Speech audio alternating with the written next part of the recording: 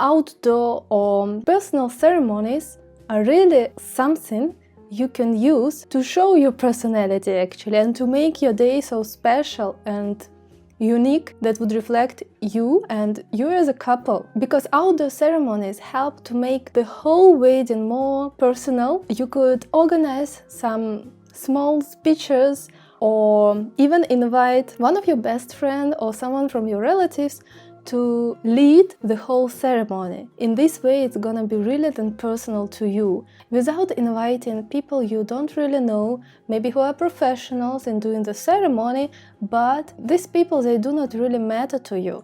So, in my opinion, it's much better if you choose someone among your guests or maybe among your best friends and ask them to lead the ceremony for you. In general, of course, outdoor ceremonies give you much more freedom in how you could organize the whole wedding to make the place decorated in the way you like it, and not necessarily as it is already pre-decorated. It has to be decorated if it's any public official place. You can invite as many guests as you want.